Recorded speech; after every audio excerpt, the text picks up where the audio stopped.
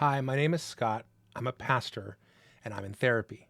I used to think that therapy was for people who wrecked their lives. I think your marriage has to be falling apart, or perhaps you weren't spiritually mature enough and then you went to therapy. And that's just not true. I waited 4 years after someone suggested that I go to therapy before I actually went. And I've been going on and off every few weeks or every few months for several years now. And I recently helped some people in my church to get connected to a therapist, and they were just as nervous and unprepared as I was when I first started going myself. So I had an idea. I reached out to 5 therapists that I trust and asked them a simple question: what should someone know before their first session? And today I'm sharing their 7 answers with you. Now, if you're interested in this video and more helpful content like this, please hit subscribe, hit that bell. I share this kind of content regularly on my channel. So, first thing they said, it's normal to feel a lot. Are you nervous? That's normal. Anxious? That's normal. Feeling shame? Also absolutely normal. You might rationalize it and go, maybe it's not that bad. Maybe I'm overreacting. Here's what I want you to pay attention to. Is there something shifting inside of you? Perhaps something has changed in your life, or there's been a disruption to how well you're managing your life. Maybe you're being courageous and vulnerable, and that fear makes sense. As a pastor who's been in therapy myself, here's what I want you to know.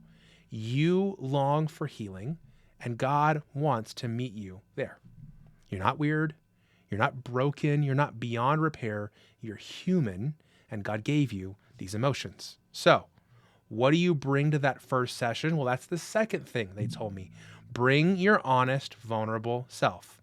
One therapist told me this, and I want to quote him directly. You only need to bring 2 things: honesty and vulnerability. That's so encouraging. Now, it's scary to be honest and vulnerable with somebody that you haven't met before, but to the degree you're able, you don't need justification. You don't need evidence. You don't need prepared speech. You don't need to bring a box with you. I mean, bring a notebook or a journal. I often bring mine, but show up as you are. When that therapist wrote me that, just bring those 2 things, honesty and vulnerability, I took a deep breath because I said, I can do that.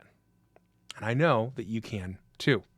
Now, one of my first sessions, I found it so refreshing to be in a place where I didn't have to perform and to put on a microphone. I didn't have to be in my best behavior. I didn't have to worry what the other person was thinking about me. I could just show up and be myself. Third thing they said, look for a good fit. Now, this is like meeting a doctor for the first time. You're looking for the right fit.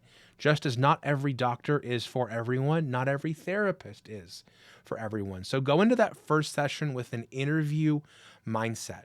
Ask about their experience and see if the way they approach things would match with yours or be a challenge with yours. Sometimes it takes 1, 2, maybe at the max 3 sessions to figure out if they're right for you. But all 5 of the therapists that I talked to create this video, they all said the same thing.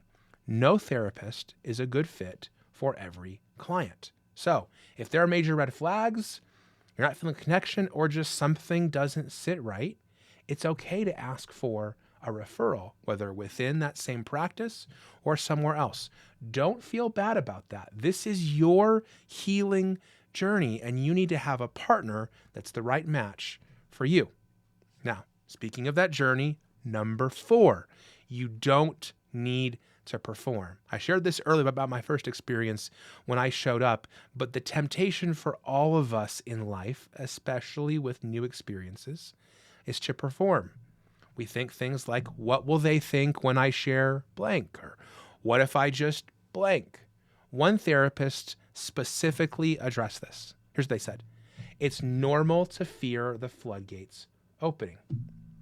It's normal to worry about the words or emotions that might come out of us if we remove the dam. But here's the thing you need to know. A good therapist isn't judging you. He or she is not expecting you to perform.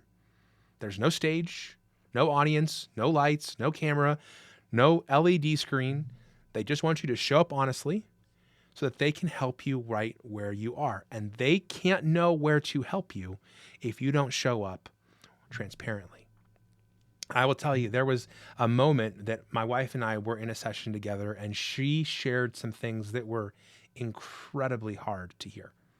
I had stumbled, fallen, hurt her, fallen way short of even my marital vows in this area. And as a result, I wondered, man, how are they going to react? And I discovered that I was in a safe place with someone who had seen and heard basically everything and who is committed to helping me become a better and healthier version of myself, which is a great segue into truth number 5. You have a partner now. Now, as a pastor and a writer, I see my work as a sacred calling.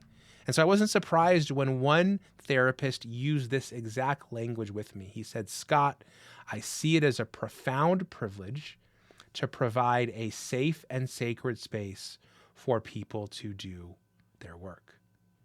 The beautiful thing is that once you sit down in that therapist's office, if you end up with the right one, you're not alone anymore. You have a resource, you have a guide, someone who can help you go where you have never been before. And this is huge because oftentimes we feel like we're carrying this great weight alone. We don't know what to do next, and we don't know where to turn. Well, not anymore. When you get linked up with the right therapist who can help you take your next step, that's changed. Number 6, they said, be patient with the process. All 5, every one of these 5 therapists all said the same thing. They emphasized patience. They said things like, there are few quick fixes in this kind of work. One of them said, nobody goes to therapy once and gets quote unquote fixed. The people I know who only went once to therapy, they found the path daunting and they chose not to walk it. My therapist often tells me, he says, Scott, there's a difference between going to therapy and doing therapy. Going to therapy is helpful, showing up matters. You often have a great conversation, but doing therapy, that's where the breakthrough happens.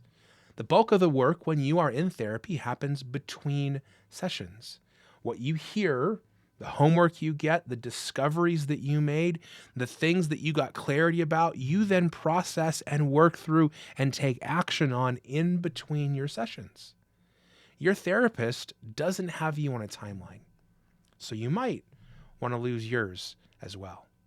I often tell my church, healing doesn't have a clock or a calendar. And when Jesus walked this earth, he walked at 3 miles an hour. So be patient with yourself as much as God is with you. When I look back, to the time when I started therapy several years ago, the things that I was dealing with then are not completely absent from my life today, but I wrestle with, battle them, experience them in very different ways. I now have tools, and I can look back and see the progress and transformation that Jesus has worked in my life through the therapeutic process. Okay, final one, number 7, make a plan for after your session. I can tell you on many experiences and many days when I've gone to therapy, I walk out and I feel exhausted, perhaps even overwhelmed. One therapist told me we're not used to dropping from our head into our heart for that long. It's often like going to the gym after a hard workout.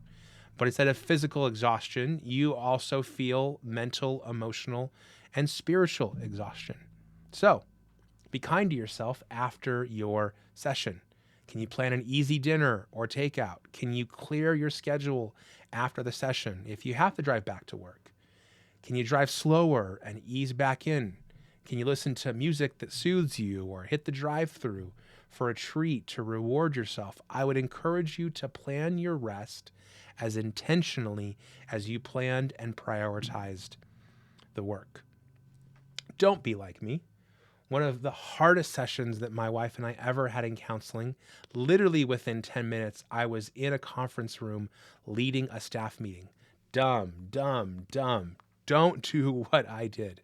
Make a plan for after and be kind to yourself. So I hope these 7 things have helped you to prepare for your next counseling session, or perhaps going for the first time. Whether it's your first session or I don't know where I'm at, maybe 50 or 75, I would encourage you that it's not Jesus or therapy.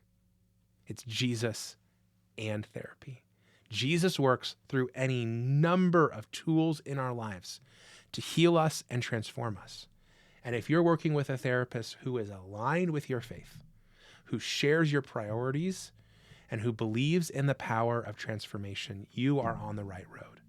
I want to give a shout out to the 5 therapists who contributed to this video: Joey and Robin Kaufman with 1010 Ministries and the Kaufman Company, Elizabeth and Rob Heinrich, and Dr. Stacy Brown. They've served me, my family, and my church in incredible ways. If this video was helpful, would you do me a favor? Would you like it and share it with someone who needs it? And if you enjoyed this video, subscribe if you make more videos like this so you'll be reminded that you can. In case you didn't know, I send practical, encouraging content every week via my Tuesday newsletter. I've got over 32,000 people subscribed. If you want to join, you can hop in via the link below. And if you're thinking about taking a step with therapy, I would encourage you, move forward with trust that as you seek healing, God will meet you on that journey. Take care.